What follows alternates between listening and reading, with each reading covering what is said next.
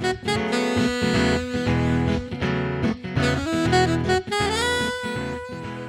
hey everybody, welcome to In the Growth Space. I'm David, and I am excited about today's podcast guest and today's episode. This is an episode that I think is very instrumental and could be instrumental in your growth path and in your growth journey. I've got a guest on that is really amazing, and I'll tell you a little bit more about her in just a moment. But I want to just take a quick pause. And as I always do, I want to invite you to give us a rating and a review. No matter what podcast platform you're on, whether you're on Spotify, whether you're on Apple, you're on Overcast, whatever you might be on, go out and give us a quick rating. I would just, and if it could be a 5-star, even better. But then give us a quick review if you would. Just maybe share something that has been impactful for you, something that spoke to you, something that you really appreciated about maybe one of our guests or something that one of our guests has said as you've listened to the podcast. And if this is your first time here, hopefully you can listen to this whole thing through and then go out and give us a rating and a review. So we'd really appreciate that. It's really our desire to impact more leaders and help them to continue to learn, to grow, and to, even accept themselves. As you're going to hear today, you're going to hear us talk about, with Dr. Laura Gallaher, a concept called radical self-acceptance. And let me just get into her bio a little bit too, because Dr. Laura Gallaher, she's a rock star. I mean, she is not only just a speaker, but she is an organizational psychologist, and she's worked with companies like Disney and Yahoo, and most notably NASA. She was hired to transform the culture within NASA, and it may not necessarily be what you think, because we talk about, NASA is was voted a great place to work, one of the top places to work. So there's an element of the culture that was problematic, and so Dr. Laura came in and helped NASA transform that culture after the Columbia accident. So as I said, she's worked with Disney, she's worked with Yahoo. She is really an expert around self-acceptance and this concept of radical self-acceptance. And she has a quiz that we'll link to in the show notes, but I'm just going to give you the address or the URL right now. It's www.gallaher-edge.com/SA-quiz-LP. Now, you don't have to remember that, but I just wanted to at least give it to you. So if you're a place where you can't write something down, it'll be in the show notes. But I wanted to make sure that I gave that to you, because she's inviting everybody to go and complete this quiz, this self-evaluation quiz around self-acceptance. I took the quiz. It's really good. And there's some coaching that comes along afterwards in some emails. And the one thing that I told her at after we stopped recording that I failed to do is just ask her where people could connect with her. So you can either go to her website, which is gallaheredge.com, or you can connect with her on LinkedIn. And I know she would be delighted to connect with you and hear maybe even what you got from today's conversation. I'm telling you right now, today's conversation is going to be super impactful. You're going to probably want to take some notes. And I think there's going to maybe be some shifts, especially if you're a high performer. So I'm not going to say much more. Let's go ahead and get into this conversation with Dr. Gallaher right now. Well, hey, Dr. Laura, I am really excited about this conversation. Great to have you on the podcast. Welcome. Thank you, David. I'm excited to be here. You know, when I got introduced to you and saw that you worked with NASA, I was really intrigued. I love, space. I love flight. I was a flight instructor. So I love the fact that you got into working with them and their culture. And I think we'll get into that in just a moment. But, at the heart of every culture are human beings. I mean, it's humans that drive culture and that make up culture. And so I would love to just kind of learn from you, like what got you started in culture and in human behavior to start with? Because you're an organizational psychologist, I know. I am, yes. And I fell in love with psychology from my very first college class. Like I didn't ever want to sell back my textbooks. Like I really enjoyed reading them. I I love was like, that. wow, I'm a huge nerd for this topic. I But love it. I felt like I could apply things I was learning to my life pretty immediately. Mm-hmm. The gift of being able to understand myself better just was having a profound impact on my life from the very beginning. So I got really into psych, and I thought I would do social psychology because I was fascinated with groups of people and perception. What are the things that when I'm looking at you, what are the variables that are impacting how I perceive you, what I think about you, how I feel about myself in your presence, like all of those dynamics. But I didn't really know what to do with a social psych degree. So somebody said, there's this whole field out there that you can study anything you want as long as you say at work at the end of it. And that's organizational psychology. That's great. I love it.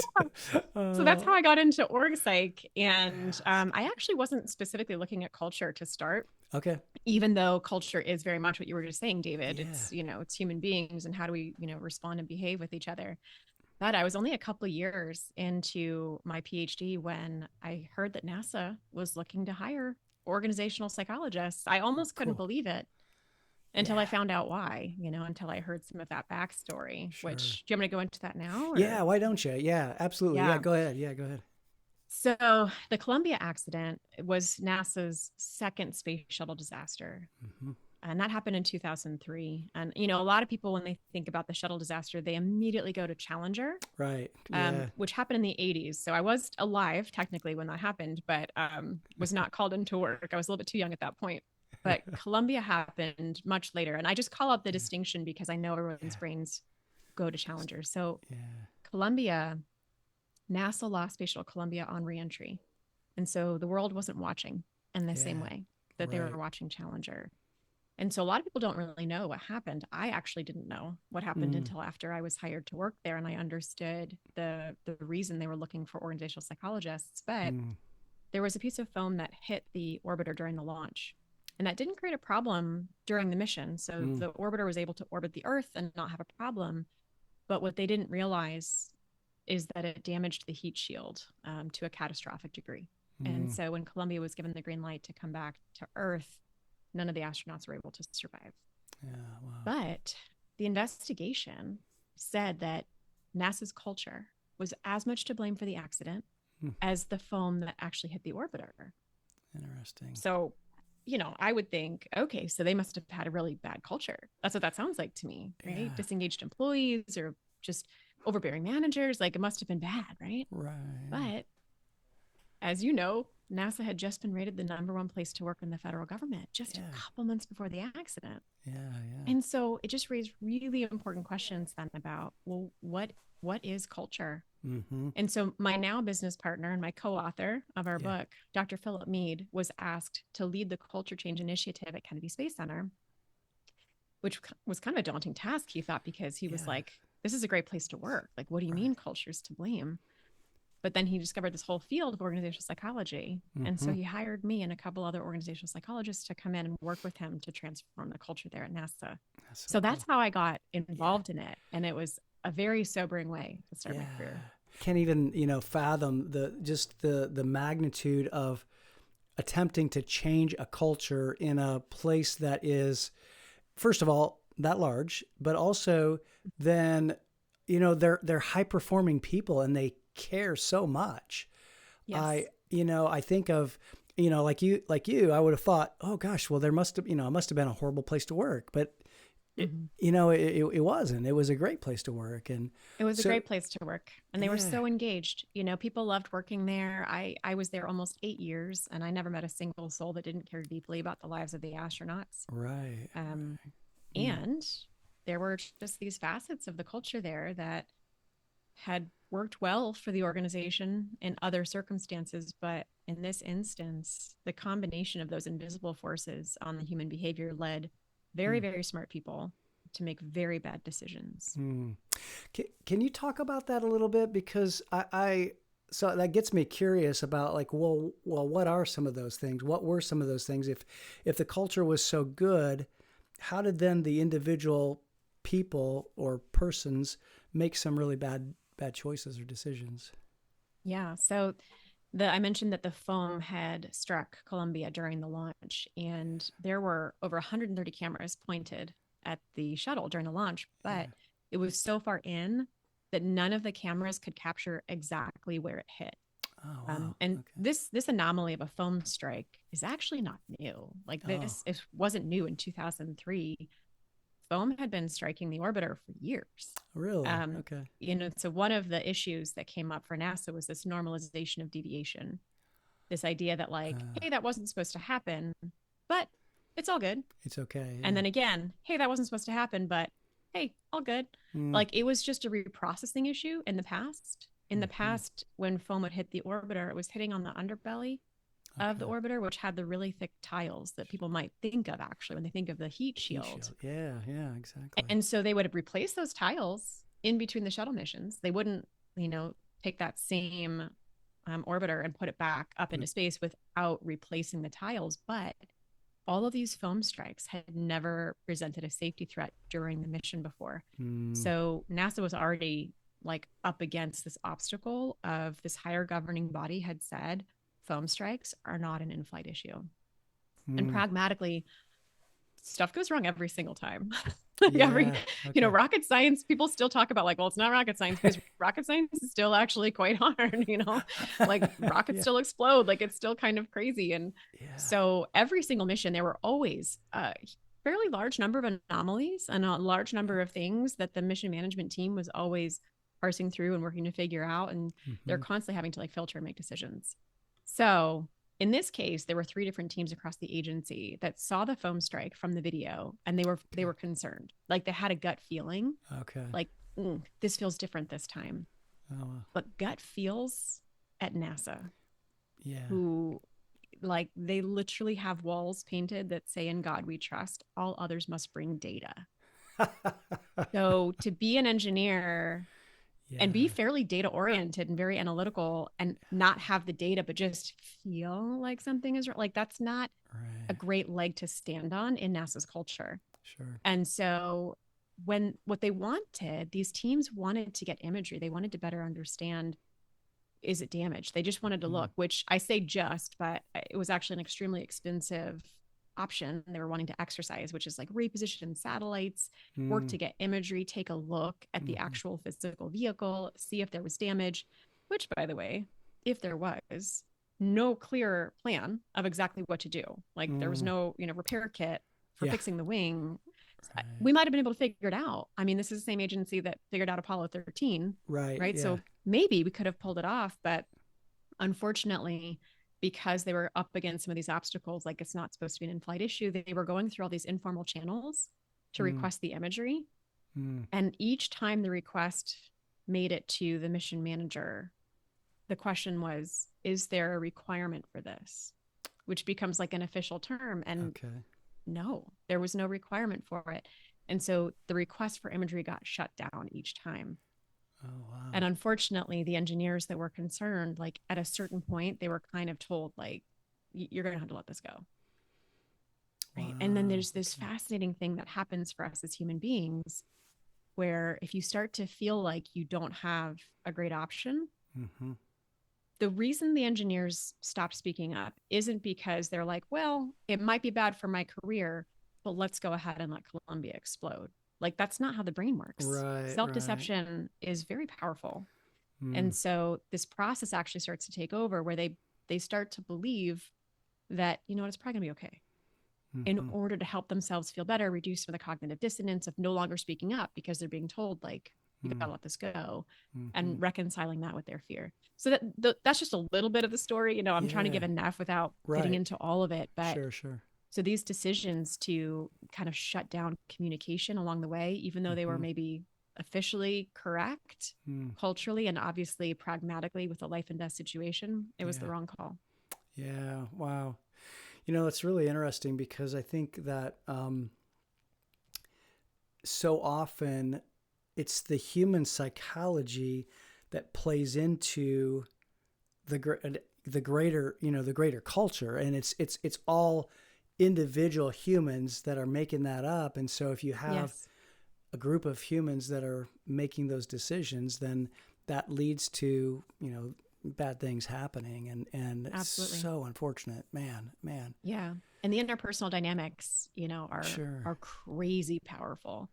People can underestimate them. I know you work a lot, David, with leaders.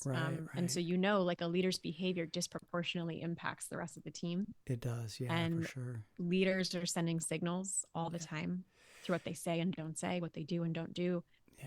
And if a leader isn't intentional about those signals, then they're going to not create the psychological safety that's really needed to have that kind of open dialogue. So that's what a lot of my work was focused on when I was there at NASA, was teaching the leaders how to really create psychological safety. Yeah.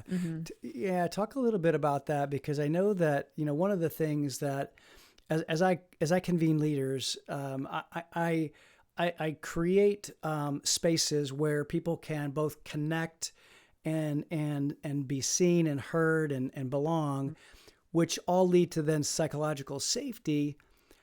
But how do you do that on a regular, ongoing basis? Like, how did you get that to be embedded in the NASA culture? Yeah, I mean, part of it, you know, I mentioned I was there for almost 8 years. Yeah. The function that I performed there was called organization development, and it still exists there. Okay. So like one of the key things that I think was different about NASA's response to the Challenger accident in the 80s and the Columbia accident in 2003 is there was a recognition at this point. Culture's ongoing. This is not one and done. Yeah. There was obviously a ton of learning, and there was a major overhaul culture change effort that happened in order to actually be able to return the shuttle fleet into space, because Congress would not let NASA fly until they demonstrated culture change. But they recognized we need an ongoing presence, and we need to continuously pay attention to our culture and make sure that every new generation of leaders is building the skills to create the psychological safety. So we never have people, and I won't say never, that's too absolute. So we rarely have people that are afraid to raise a dissenting opinion, especially when it comes to life and death safety. Yeah. So we did a lot of work around self-awareness, because I'll tell you a very humbling piece of my journey with this, David, which is, you know, where my obsession with radical self-acceptance was born.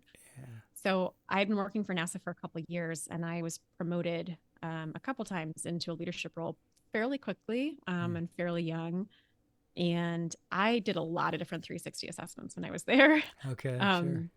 I have a lot of feelings and opinions about them now, but there was one that really stood out to me in particular. And I remember being at the lunch table, it was like during a break of this leadership training, and I'm reading through my report, which was 30 something pages. It was a long report. Yeah. And I turned to this page where my respondents were asked, does she ever exhibit any of these negative influence tactics? And I'd gotten pretty good feedback up to that point. But on this page, there were a couple people on my team who indicated they felt that I would sometimes bully them intellectually. Oh, my goodness. Oof. Like gut punch moment, David. It was horrible. Yeah. It was horrible. I don't know what my face looked like, but I met with my assigned coach later, and she was like, "Oh, I saw your face in the cafeteria. Like, it was hilarious." I'm like, I don't know what was funny to you about it, but it wasn't funny to me. I probably looked like I was going to throw up or something. It was terrible. Like, it was, here I am, you know, PhD in psychology. I've been brought in to coach and consult with these leaders about how to create psychological safety. Right. And I was struggling to do that for at least a couple people on my own team. So it was this huge moment for me of realizing it's not enough to know. Like I can know what psychological safety is, and I can even consult and I think I was reasonably effective. I got pretty good feedback. I think I was having an impact, but I can promise you, David, at no point in time did I wake up and go, I'm going to do it work today. Let me bully my team intellectually. You know what I mean? Like, I know nobody does, right? No, I mean, almost nobody. Right. I guess there's some nobody. Sociopaths that might, but sociopaths, narcissists, there's a few that might be like, I'll just bully them to get my way. But I can promise you, I never, ever intended that. But that was still the impact that I was having. Yeah. And so that was a self-awareness gap.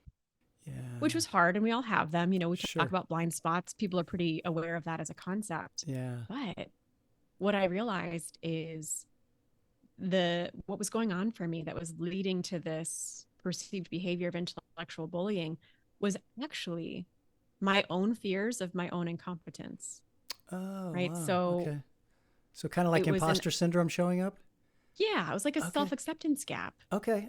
Yeah. Right. Yeah. So because I can think about maybe situations in hindsight where in leading a meeting or leading the team to a decision, if I didn't feel like I was being effective at influencing the team to go in the direction that I wanted to go, like if I didn't feel like I was getting buy-in, I think, that was triggering fear within me that I wasn't effective, that I wasn't, I didn't know how to create this alignment on my team. Yeah. And so subconsciously, these defense mechanisms start popping up. And so I start speaking with a lot more like certainty and start, throwing in, I don't even know what I was doing, like throwing in citations or, like this is research tells us, like that was all based on, I was not being fully self-accepting in the moment, but I had no idea that was going on. Yeah. Yeah. And so there's this very strong link between self-acceptance and the ability to create psychological safety for people around you. Interesting. Talk a little bit about that, because like, what is that connection? How do you, because you talked about a gap. So how do you like bring the two together? Yeah. How do you reduce that gap? Yeah, exactly. Yeah. That is literally the journey. Like I have journey tattooed on my wrist. Oh, I love it. As a reminder That's awesome. to myself that it's a constant practice. Yeah. So the key thing is recognizing what is the story in your head. Yeah. Right? So good. Yeah. We're never actually responding to the world around us. We think we are. Right. But we're only ever responding to the meaning that we are putting on what is happening. Yeah. So as a fairly simple example, let's say that I am sharing some work product with people on the team and somebody says, hey, why did you put the graph on page 2? How do I interpret that? Right. I could interpret that just as they're curious. They want to learn from me. They wanted to just understand some of my rationale. Or I could interpret that as like, they're challenging me. Right. They think this was the wrong spot to put this graph. Sure. I have to defend why I put this graph on page 2 right now, or they're going to think that I don't know how to do it. Right. And so this story is what actually I'm responding to. And so being able to slow down in a moment and recognize what is the story I'm telling myself about what is happening will also help inform, am I now reacting or responding in the way that I really want to? Yeah. Or am I just making all kinds of assumptions that are rooted in my own fears about myself? Yeah. Gosh, that is so good. And I think one of the things that I've taught my emerging leaders is to try to slow down and to begin to take a pause so that you can assess what is actually going on. And I guess I'm curious, how do you help leaders to do that? Because let's face it, in a high-performing culture, in a high-performing organization, it's like, full throttle, right? It's normally like, let's go in afterburners. It's fast-paced, or a lot of companies are feeling like they're fast-paced and feel like they've got to keep up. And sometimes I hear from leaders that think that if they slow down, they're going to fall behind, or they're not going to. So I guess I'm just kind of curious, like, how do you help leaders to really understand that slowing down is really helpful? Yeah, gosh. I mean, I face the same thing you're talking about, David, Yeah. where Yeah. things move so quickly and people will say, but if I pause, if I slow down in a meeting, then it's just going to run right past me. And I missed my chance to say whatever it is that I want to say. And Yeah. so we have a lot of different tools and structured things that we offer to our teams that they can bring in. But Good. I think the primary obstacle, the first obstacle to overcome is get them to buy into how slowing down is actually going to help. Okay. Yeah, sure. So Sure. helping them recognize how often the default story that they're then reacting to is not Hmm. actually getting them the result they're looking for Yeah, right, in the right. conversation. And Mm, when they can start to make that connection and they start to realize how many stories they're telling themselves and how these stories are unfortunately fairly riddled with fear right, right. and how you're actually wasting so much time when Yeah. that's the interaction, they start to at least buy into, okay, at least part of me wants to learn how to slow down. Right. Yeah. Yeah. It's kind of like, okay, I'm curious, so tell me more. Yes. And Yeah. when we do our work with the clients, we'll do like 3 days together in a foundational workshop.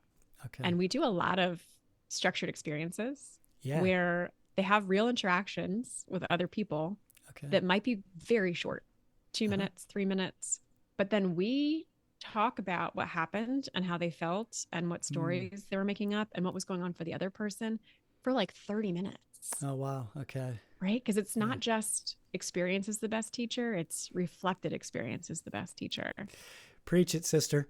And so Yeah. that's like a huge, I mean, that's a very Mm. extreme example of slowing down. Like, Right. hey, let's take 30 minutes to just process what happened in 2 minutes. Of course, we're usually talking about, 10 different 2-minute experiences, and Sure. everyone's like learning and picking up, like, wow, there's that much kind of going on in every single interpersonal Yeah. dynamic. And so over those 3 days, I think people tend to become far more self aware.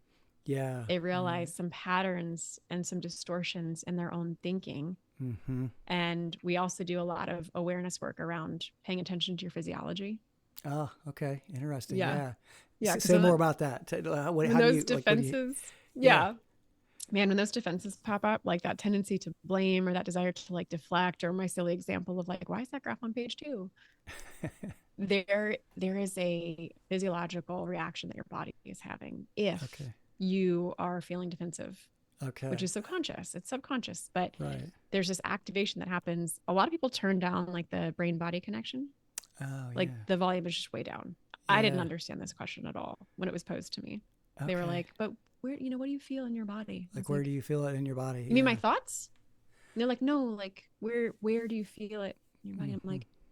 like in my head? Like I was Yeah. so confused. But I was able to turn So the volume back up. And so slowing down, like literally just doing body scans periodically, yeah. or remembering a time when you were pretty worked up, like Mm-hmm. let your brain go back there, let it reimagine, and then check Mm-hmm. in. Like, where are you feeling it? You can actually physically touch, is it like tightening Yeah. in your throat? Do you feel like a heaviness in your chest? Is it like a Mm-hmm. turning or a knot in your stomach? Does your back tense? Like where do you Yeah. feel it? When you've identified it, now that's your earliest warning sign that defensiveness has started to creep in. And Mm. that becomes the moment to pause and slow down. Mm. So good. That is so good. I hope as the listeners are checking in here at this moment and hearing what you're saying, Dr. Laura, I think it's a great place to just remember that self-awareness is so key to your own personal growth and your own personal development as a leader, as a human being. And I think that, gosh, that's such a good thing to be able to be in tune with. I know that you have a tool.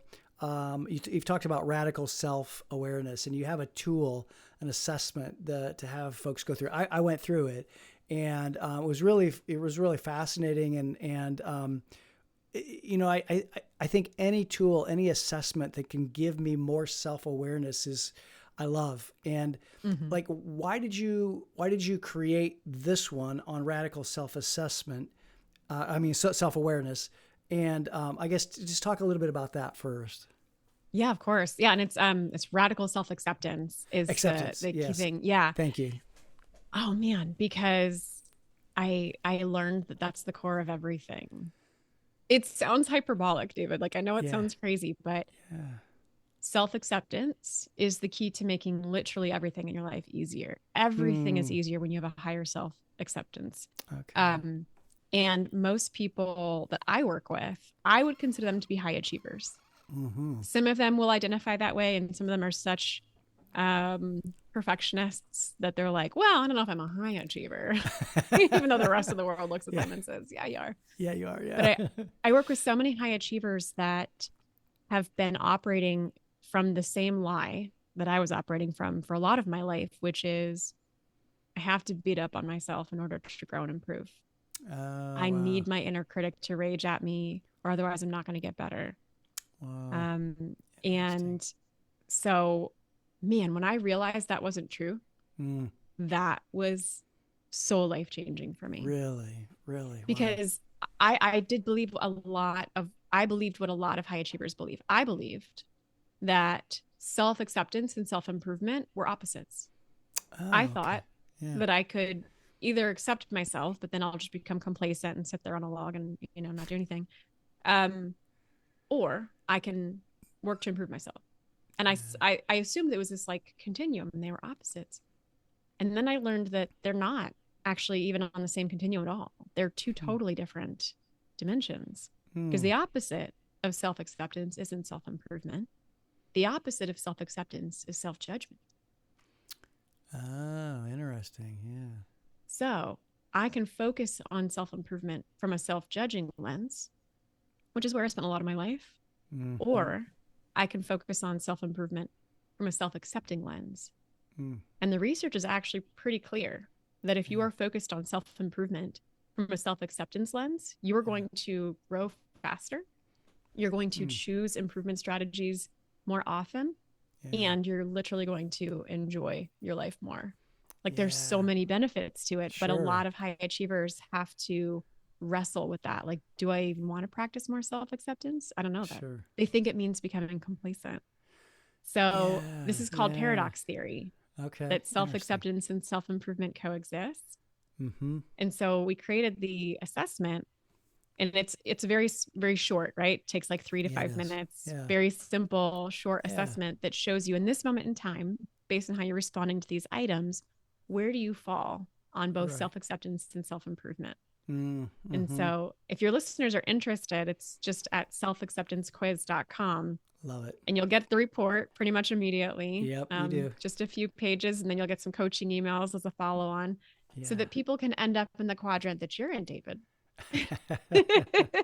Well, hey. Because I hope you feel good about that. I was excited to see that for you. Well, I do. But it also leads to my question of, is there anything, like, do you move from quadrant to quadrant? In other words, like at that moment, I was answering those questions, and maybe in a different moment when I wasn't feeling in a high vibe state, maybe I would answer them differently. And so I'm kind of curious what how do you deal with that or think about that? Yes. So I have 2 answers to that question. And one is that it absolutely can change. Okay. And that is part of the point, is I want people to be able to, especially if they're wanting to be higher on self-acceptance or higher on self-improvement. But I think, David, the people listening to your show, we know they're high on self-improvement. Sure. Yeah. Right? Absolutely. I mean, they're not going to be listening to this in the growth space, right? Yes. They're literally listening because they want to grow and improve. So I'm confident they're all going to be high on self-improvement. Yeah. But so 2 answers to your question of, can it change? So yes, definitely. Sure.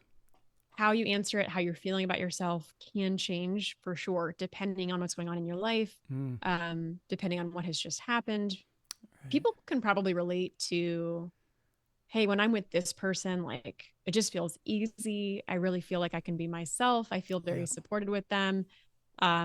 I feel pretty self-accepting in their presence. This person over here, I don't know. I'm constantly afraid they're going to judge me. I feel like they, condescend to me if I say anything wrong. So I just really stay quiet, right? Like we all have a general experience of, maybe I feel differently about myself depending on who I'm around or what's going on. So my ultimate goal is that more and more people have a high level of self-acceptance regardless of who they're with or what's happening in their life. Sure. Okay. That is the fundamental, like that is the mecca in my mind of like what we're looking for here. What if even after you've just experienced a big setback or a big failure or a huge loss, what if you're still high on self-acceptance in those moments? Even in those moments. Yeah. Yes. Right. And that is the dream. That's what makes life so much easier, is if you can not in those moments internalize failure as some fundamental failing you have as a human being, right? If you stop questioning your worthiness based on who you're around or external life circumstances. Yeah. You know, a moment ago, I had a question in my mind that you said something that I was wondering about, and how this relates to like the dichotomy of self-acceptance and, self-judgment, those two things, and how they, the question that I had was like, how does this relate to like Carol Dweck's work on mindset, like a growth mindset versus growth mindset and fixed mindset? Yeah, because I think that, I mean, to me, it kind of like, it's similar in my mind. When I heard you share it, it was kind of similar. It is. Yeah, there's definitely a strong connection with fixed and growth mindset. So I'm sure your listeners are familiar minimally, but we can just kind of briefly go over it. So with fixed mindset, you'll hold a belief that you are born with the level of aptitude that like, that's it. And that's it. You tend to believe effort doesn't really matter, which makes feedback extremely dangerous. Yeah. Right? Like if I don't think I can change something about myself, then don't tell me that I'm not doing a good job. Right. Like don't tell me that. I don't want to hear that. I don't want to hear that. Yeah, exactly. Yeah. And that I think does correlate with having lower self-acceptance. Okay. Yeah. Because there's this fear that like, you're telling me that I'm now fundamentally not good enough in some way. Right. And I don't believe that it's just something that I can grow and shift. Growth mindset, on the other hand, if you have that in a particular area, then you believe that you can absolutely improve. Yeah. And effort makes a big difference. And feedback is actually super helpful. Right. It's like, tell me if I'm missing the target so that I can, change my aim. And so having a growth mindset is obviously very healthy. There's all kinds of connections between growth mindset and having a lot of success in life. And it can be contextual. Like I'll share for myself this example. When I was little, my parents had me start taking piano lessons when I was 5. Okay. Oh, wow. Yeah. And I had to practice every day. It's very, very structured. And I had to practice for the full length of my lesson, which is 30 minutes. And so guess what? When I practiced, I got better. Right. And so from a very young age, I learned that effort and practice is helpful and I can get better at something. Now, I also, as a little girl, loved to just sing. Sure. And my big sister said that I wasn't good at singing, so stop it. Oh no. I know. She loves when I big tell the story. sisters. My big sister. I'm sure I was annoying the crap out of her. I'm sure. But like, I believed her though. Like I internalized, oh, I'm not a good singer. And I did not. I had major growth mindset about piano. I did not have growth mindset about singing. Until somewhere in college when I started playing guitar and I took voice lessons and I was like, oh, wait a second. I can get better at this too.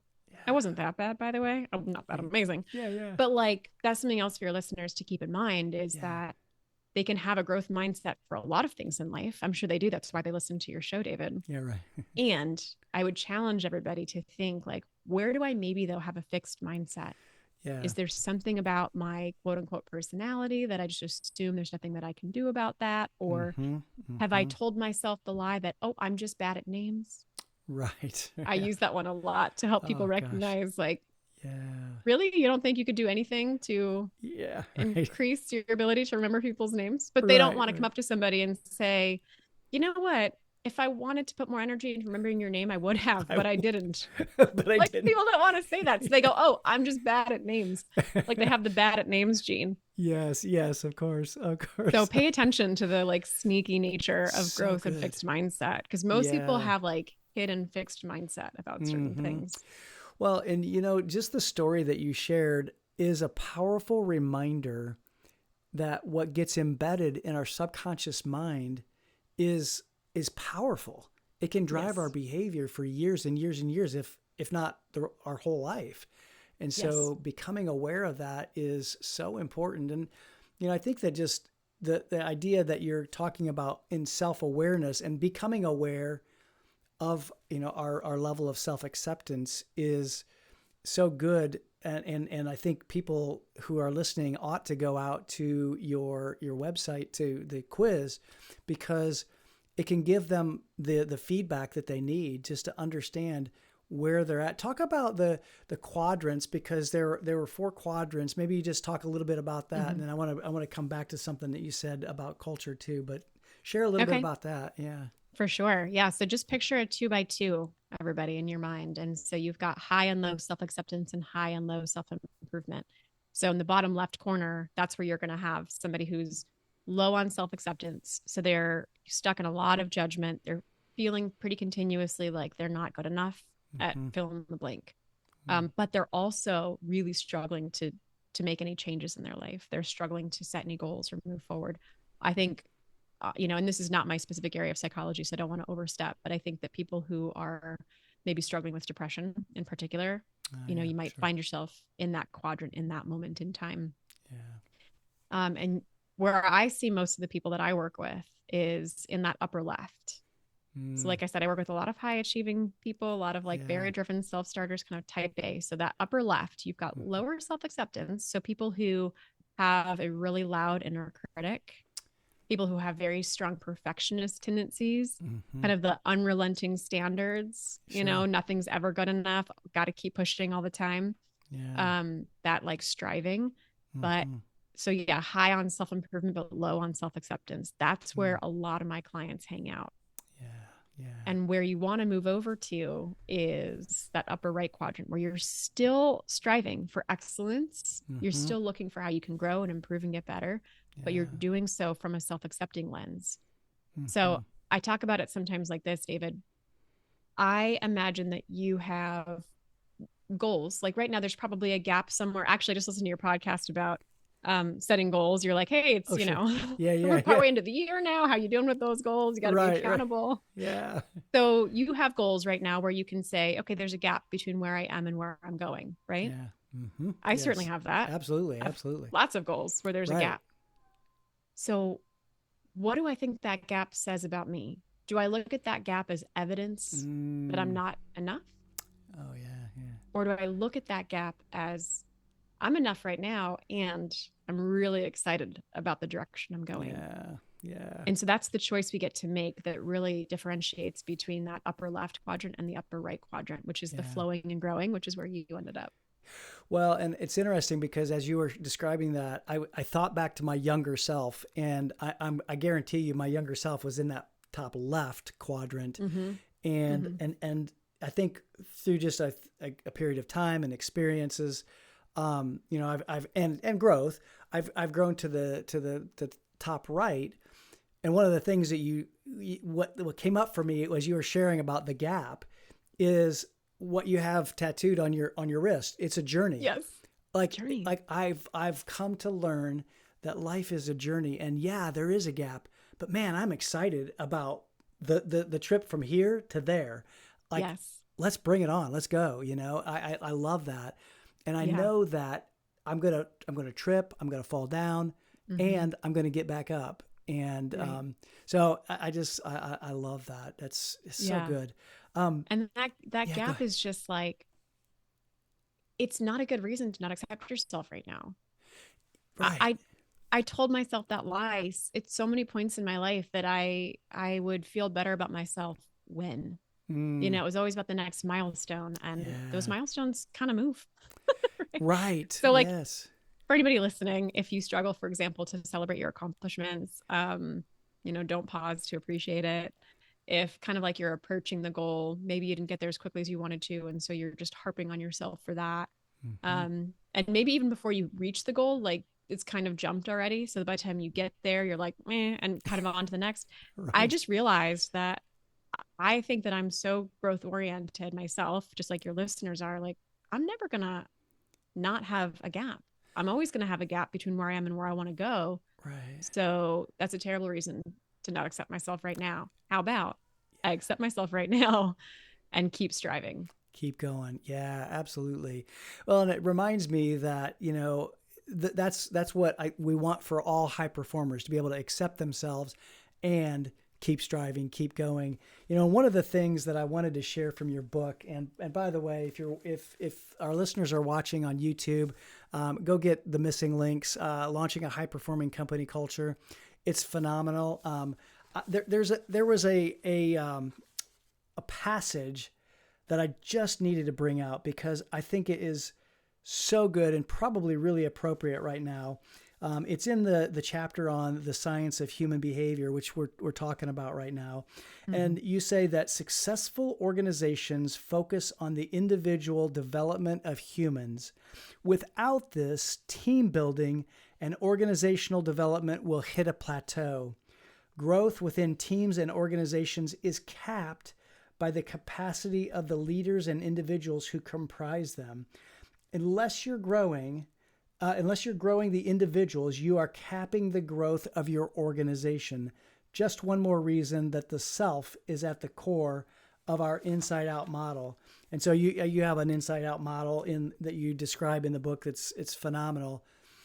And I think that's kind of at the core. What we're talking about is we want each of us to accept ourselves and accept that there is a gap between where we are, where we're going, and it's okay. It's good. And to keep on going, right? Yes, absolutely. Yeah. Let yourself feel differently about that gap because it's a much tougher journey. It's a less enjoyable journey. Your growth actually slows down when you're stuck in self-judgment first. Yeah. And you tend to be a little harder for other people to be around, actually.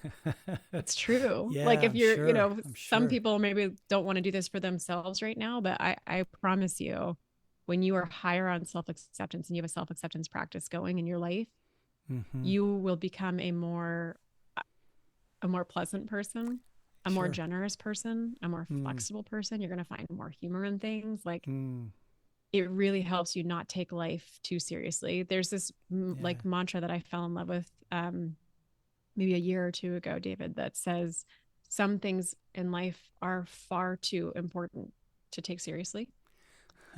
I love it. That's it's great. So good. It's so good. Yeah. Because there's an element of, it depends on how you interpret it, right? But like when I think about taking something seriously, like I can kind of picture some of my more sort of stressed out or like primal tendencies to like, that's not, nobody is in their best state when they're like that. No, I totally agree. You mentioned something just a moment ago that really triggered a next question for me real quick. And I know we're kind of coming up on our time here, but you talk about practices. Like what are some self-acceptance practices that the audience can take to improve that? Yeah. I'll tell you my favorite one, and it's very simple. And it's funny to me how often I get resistance from my high achieving clients when I first suggest it. It's so vulnerable for them. It's called taking credit. Okay. And I learned this from a mentor of mine named Judy Bell. She used to talk about it as doing angel push-ups, because she would talk about the different voices. You've got your critic, which is a bit of a traitor voice in your mind, and then you got the angel voices that are really there working to help and support you. Yeah. Most of us have a very, very loud inner critic. I like to joke that, mine didn't just have a microphone. I had like subwoofer surround sound. Yeah, like it amplifier. was loud. Right, yes. Right. And the inner champion was in there too. The one that wanted to support me and say good things, but she would just talk a lot quieter, Right. And the critic would interrupt her a lot. And so taking credit is really kind of giving a megaphone to start, maybe a microphone eventually, to the inner champion. So let's say I want to run 3 miles. I've not done it before. This literally actually was me like 11 years ago. And I didn't even make it a mile, David. I was like 0.8 miles in. I was wheezing. I had a cramp in my side. My legs were burning. I was like, I'm done. And I can choose to focus on the gap, which is like, that was humiliating. I was supposed to run 3 miles. I didn't even make it 1. Not doing that again, right? Like I can just kind of let the self-judgment win, or I can take credit and say, you know what? I take credit for the 0.8 miles that I ran today, because it's more than the 0 that I ran yesterday. I can let myself feel good about my progress, even if and maybe especially if I didn't actually hit the goal. Yeah. So it's letting myself take credit for the progress. And it feels a little strange to people if they've never done it before, because they're just so used to beating up on themselves as a means to improve. But if you do this every single day, every day, you know about compounding effects. Yes. Right? Imagine that you can take credit every day and your self-acceptance grows 1% every day for a year. Yeah. Oh, gosh. You're going to improve by more than 37 times, right? It's like a 3,700 something percent improvement. Right. So find an accountability partner. You can do it with like a spouse. You could do it with, you know, a kid, a coworker, but like find somebody that will get in this practice with you of taking credit. Let yourself feel good every single day. And if it feels really hard to do it on a particular day, that is the most important time to do it. Yeah, that's so good, Dr. Laura. Man, I love that. And even in just my thinking about the practice that you just shared, I think one of the practices that I love, that I had begun in my own journey, and it's helped me a lot, is journaling. And I think if I take that and journal my acceptance, take credit for where I'm at and what I did achieve, man, it's almost like a solidifying between my mind and my heart, and it just like gets it out on paper. And so it's like a physical manifestation of that acceptance. It is. It's beautiful. Yeah. Writing it down is a fantastic practice. And it's just building a muscle, you know. I think our high achieving clients have a very strong critic muscle, and sometimes that inner champion muscle is just not quite as strong, at least not as strong as yours is, David. So I will talk sometimes about when I finished my PhD, I like threw myself into training, like physical training, and I got a personal trainer, and he wanted me to do a push-up, and he wouldn't let me cheat or have bad form. And so I literally couldn't get off the ground. Like I couldn't, and he literally pointed and laughed. I've got to get some different mentor people in my life. I was going to say, he was a young guy. But by the end of 3 months of working with him, I could literally do 50 push-ups. That's awesome. Right. Awesome. And so taking credit is the same thing. You're just building up a muscle that it might feel strange at first, but the more you do it, the easier it gets. Right. And you are growing your self-acceptance every time. Oh, I love that. I love that so much, Dr. Laura. Gosh, I could actually go forever, because I think the things that you talk about are so important and impactful for growing as a leader, growing as a human being. And all of this ties together, not only, you know, just in our own personal growth progress, but in our organizations as well. I guess just finally, Dr. Laura, is there anything that you'd like to leave the audience with today? Maybe something that we didn't talk about that you wanted to make sure that you share? I will leave everybody with a quote that I think we did talk about in concept, but this just sums it up very well. This comes from Dr. Robert Holden. Okay.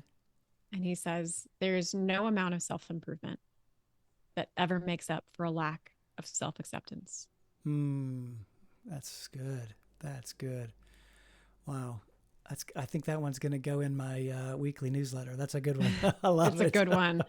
It was profound for me, because I was like, I can't improve myself to the level of finally accepting myself. If you think you're not good enough now, you never will be. Right. It's a choice in this moment, with all your flaws and imperfections, to choose to accept yourself and trust that you're still going to grow. So good. Dr. Laura Gallaher, thank you so much for being here. Thank you so much for the wisdom that you've shared today. Thank you for the book that you wrote, and just all of the work that you've done in culture and self-acceptance. Gosh, this has been so good. So thank you. I really, really appreciate your time. Thank you, David, for having me. I had a blast. Yeah, it's my pleasure.